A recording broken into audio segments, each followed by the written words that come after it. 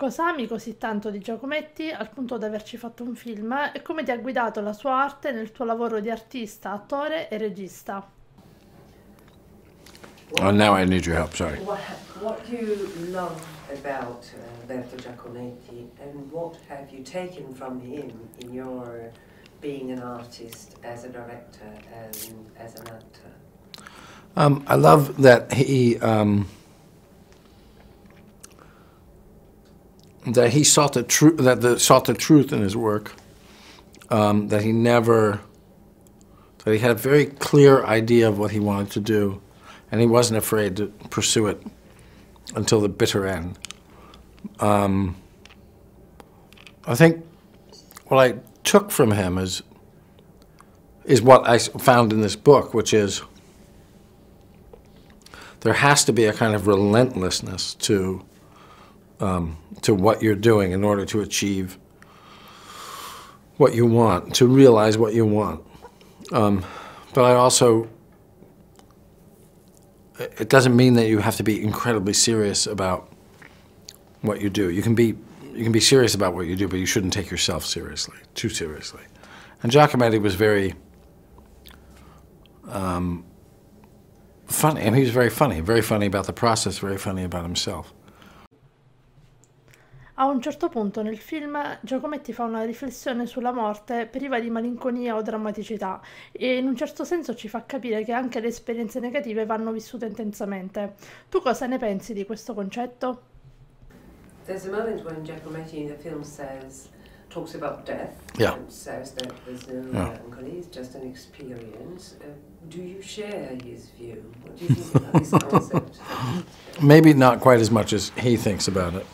But yeah, I mean, I'm sure it's crossed everyone's mind what it would be like. But death is,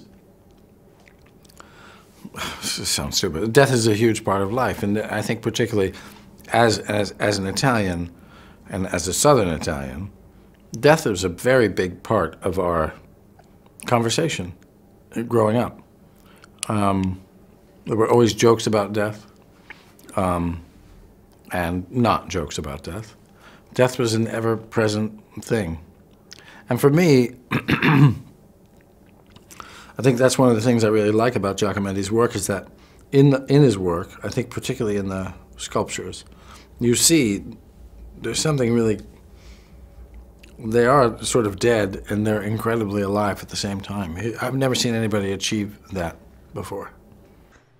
So che sei un appassionato di cucina e membro di una famiglia italo-americana, per cui voglio chiederti qual è il tuo piatto italiano preferito e se Final Portrait fosse un cibo, quale sarebbe?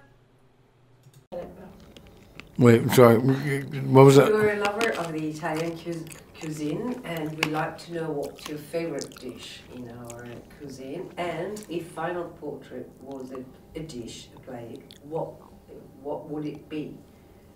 Pasta or... No, this is what it would be.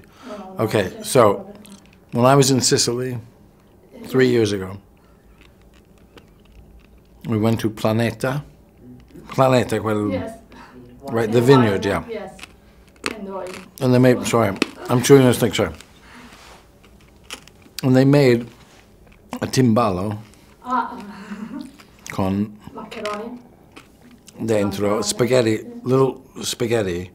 No, it was, Maccheroni. no, but it was angel hair pasta.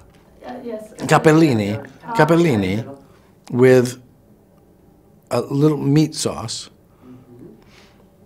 And then it was eggplant, come si dice? Melanzana. Oh my God, it was so good. It was so delicious. It was very different than the one that my family made from Calabria. But it was one of the best things I've ever had. And that's what this would be. L'artista è colui che ha una percezione più profonda della realtà e talvolta, come nel caso di Giacometti, è moralmente ed eticamente scorretto. Apprezzi questo aspetto del Giacometti uomo? Sorry, I lost that. Sorry. The artist is the person who's able to have a far-sighted, deeper view of reality. But in the case of Giacometti, is something that morally and ethically is not so correct. Is that something that you are attracted to in the Giacometti, the human being, or that you somehow... I don't think that Giacometti was morally incorrect. I don't think that's right at all. I think because he didn't want to live a bourgeois life doesn't make him morally incorrect. He was never cruel to people. He was never abusive to people. He and his wife had this very particular relationship. I don't think he was particularly nice to her, but I think it was a relationship on which they both thrived for whatever reason. I don't see him as somebody who was morally corrupt, or, in fact, in a way, the opposite. If anything, he was sort of morally sound because he had no pretenses. He didn't pretend. He went to prostitutes. He told his wife, I'm going to a prostitute, went to the prostitute. There was no, he never lied. He never lied. And I think that's really interesting. That people say, oh, well, he did these things, but a lot of people do those things and they lie about it. Doesn't make them ethically pure. Thank you very much.